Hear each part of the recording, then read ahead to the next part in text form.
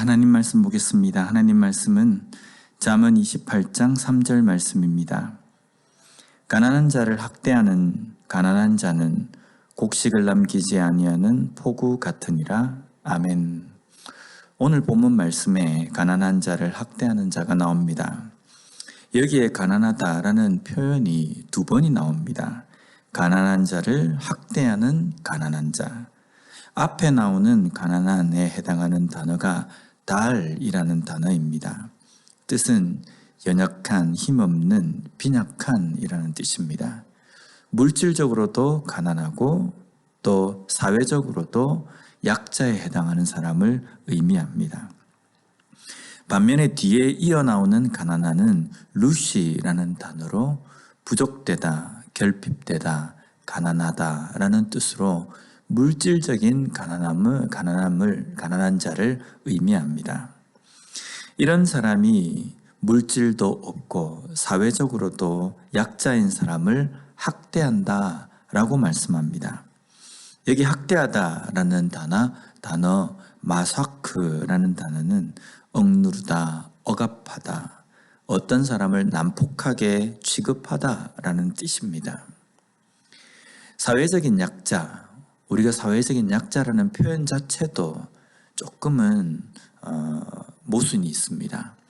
왜냐하면 누군가가 강하게 억압하는 경우가 있기 때문에 이런 사람을 사회적인 약자라고 말하지 않습니까? 조금만 어떤 권력이나 어떤 위치에 있다고 생각하는 사람은 다른 사람에 대해서 무시하고 경멸하면서 그 사람을 자기가 조금이라도 가지고 있는 그 권력으로서 억압하고 학대하는 사람이 있기 때문에 사회적인 약자라고 이렇게 표현한다는 겁니다. 그렇게 가난한 사회적인 약자인 사람을 어떤 사람이 지금 학대하고 있냐면요. 물질은 좀 없지만 조금이라도 어떤 권력이 있다라고 힘이 있다라고 생각하는 사람이 권력도 없고 힘도 없고 물질도 없는 사람을 학대한다는 겁니다.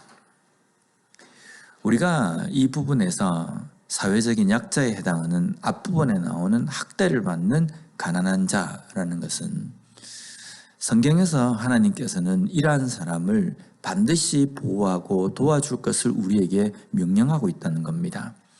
하나님께서 명령하셨다라는 것은 우리에게 주신 계명이기도 합니다. 이스라엘 백성들에게 이러한 자는 반드시 도와야 하며 그들에 대해서 배려가 있어야 한다라고 명령하셨다는 겁니다. 그렇기 때문에 이런 사람을 학대하는 것은요, 하나님의 말씀에 순종하지 않는 것을 의미합니다. 이렇게 연약한 자를 학대하는 사람은 곡식을 남기지 아니하는 포구와 같다라고 말씀합니다. 여기 곡식은 레헴이라는 단어인데 이것은 단순하게 밭에 있는 어떤 곡식 그것만을 의미하는 것이 아니라 먹을 양식, 음식 전체를 통틀어서 의미합니다. 그것을 남기지 않는 포구와 같다. 그러면 가난한 자를 학대하는 가난한 자는요, 포구를 의미하기 때문에 가난한 자를 학대하는 그 가난한 자는 자기가 가지고 있는 자기가 먹어야 될 그 곡식마저도 다 날려버리는 사람과 같다라는 말씀입니다. 왜 그렇습니까? 하나님께서 이 부분을 선악간에 판단하시기 때문입니다. 반드시 하나님께서는 그것을 판단하셔서 가난한 자, 연약한 자의 한 그대로 그에게 올 것이다 라고 말씀하셨기 때문입니다. 이것은 인과응보의 의미는 아닙니다.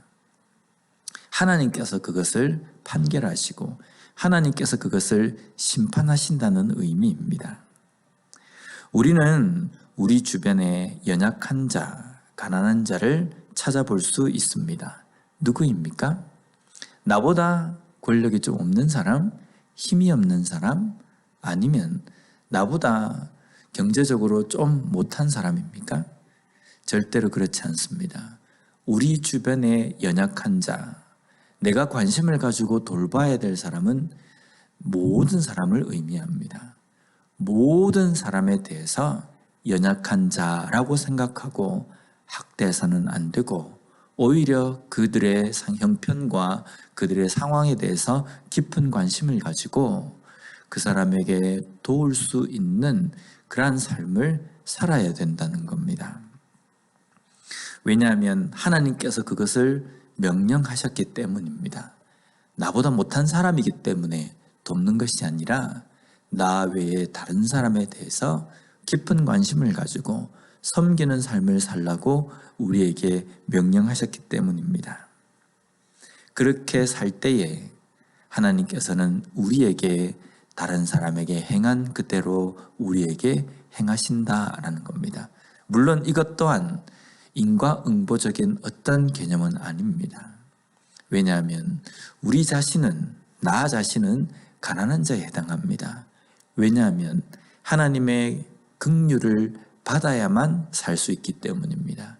하나님의 도우심이 없이는, 긍휼의 여기심을 받지 않고서는 삶을 살 수 없는 존재이기 때문에, 내가 그러한 가난한 자라고 한다면 내 주변에 있는 모든 사람들도 가난한 자에 해당하는 겁니다.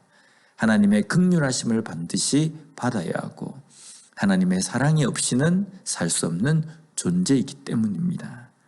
하나님의 긍휼을 받은 자, 다른 사람에 대해서도 여전히 긍휼히 여기며 사랑으로 섬기는 사람입니다.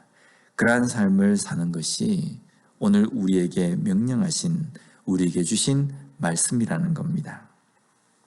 오늘 우리가 우리에게 주어진 이 하루의 삶을 살아갈 때에 내 주변에 관계를 맺으며 만나며 살아가는 모든 사람들을 섬기는 대상으로 생각하고, 관심을 가져야 될 대상으로 생각하고 긍휼히 여기며 섬길 수 있는 우리가 되었으면 좋겠습니다. 그런 삶으로 말미암아 하나님께서 우리에게 주시는 그 긍휼하심과 하나님의 그 사랑을 오늘도 누리며 느끼며 살아가는 우리 모두가 되었으면 좋겠습니다. 기도하겠습니다. 하나님 아버지, 감사합니다. 오늘 말씀을 통해서 다시 한번 우리가 누구에게 관심을 가지며 또한 어떠한 마음으로 다른 사람을 대해야 할지 깨닫게 해주시니 감사합니다. 내가 하나님 앞에 긍휼을 받아야만 살 수 있는 존재라는 것을 안다고 한다면 다른 사람 역시도 긍휼히 여길 줄 아는 삶을 살아야 하는데, 그런 삶을 살아가는 우리가 되게 하여 주시옵소서. 그러므로 말미암아 오늘도 나를 긍휼히 여기시며 나를 사랑하시는 하나님의 그 은혜를 경험하며 사는 우리 모두가 되게 하여 주시옵소서. 예수님 이름으로 기도드립니다. 아멘.